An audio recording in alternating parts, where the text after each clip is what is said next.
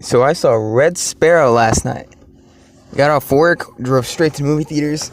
Expensive luxury theaters, hoping to have a great movie experience. The last time I saw Annihilation, I did not like Annihilation. I know a lot of people did. That was a masterpiece. I did not whatsoever. Found so many flaws in their logic.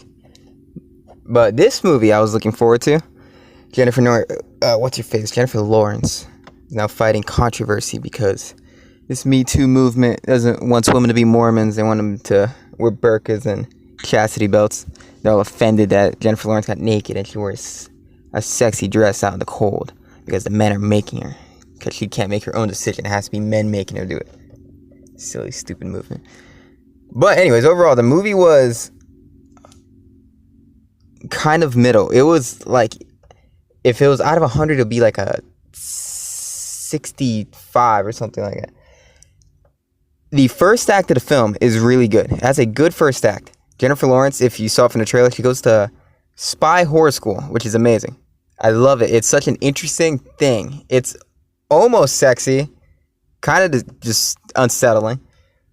Where you go, you learn how to use your body because she got injured as a ballerina. She went to something hospital bills, blah, blah, blah. You learn how to use your body, manipulate men, and get information out of them.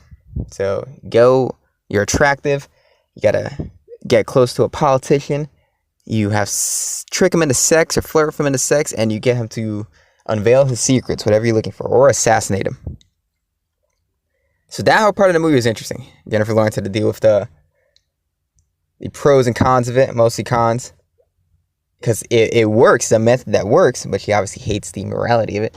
And it felt like a very funny shout out to Hollywood. There's even a line that says, if you don't matter to important men, you don't matter at all. I kept thinking, I'm like, this whole thing is like the Harvey Weinstein school of how to become an actress.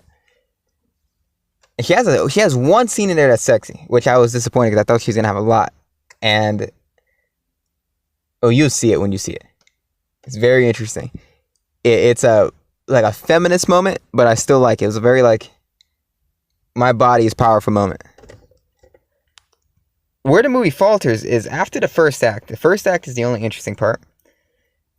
The rest of it gets really boring. The second act is really bland. And the rest of the film forgets the point of the first act, where you think the whole point is going to be about what she learned. And it really doesn't make it that much of a point to care about what she learned. And that is disappointing because if this was directed by Fincher, it would have been dark the whole way. He would have had the whole first act, the entire movie. It would have made a big prevalent point throughout the movie. The rest of the movie just became a espionage thing that wasn't that thrilling. It was a lot of names you had to memorize. And it got very boring. Pacing got really slow. J-Law's a great actress. She had a great Russian accent. She's hot. Jeremy Irons cannot do a Russian accent to save his life. He was speaking English the entire time. We had an English person's accent. That's what I meant to say.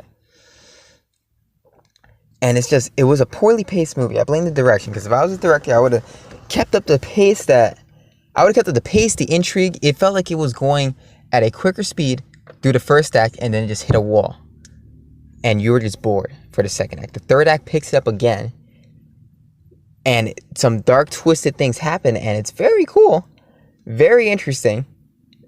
But it felt so disjointed.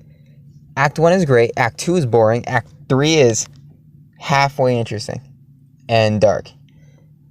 And what I don't like is all the supporting. You like Jennifer Lawrence. You don't like anybody else. Everybody else bores me. What's that guy's face? He made the gift. What his name? Oh my god, I cannot remember his name. I don't know. He was so memorable in the movie. He was such a bland, vanilla character, and he's supposed to be a CIA agent. Joel Edgerton. He was such a vanilla CIA agent. Like, this guy wasn't brave, he wasn't tough, he was just there. And her mission was it was uninteresting. All of it was uninteresting. I felt like it was too realistic for its own good. Because apparently I think it was written by an ex-CIA agent. So I can imagine this is what it was like. I'm like, movie-wise, that isn't the most thrilling thing to see. It's realistic, but not that thrilling. So overall, the movie is a little bit better than mediocre, because the first act is great and the third act is decent, but that middle act is boring. There's nothing in it that's really bad. There's nothing in it that's really stupid. It's just, it's not as good as you thought it was going to be. It's not as cool. It's not as thrilling. It's not as easy to follow because you have to memorize all these random names. It's not as sexy as like the looks in the trailers. So if I had to give, I would give it like a C+. Disappointed though, unfortunately.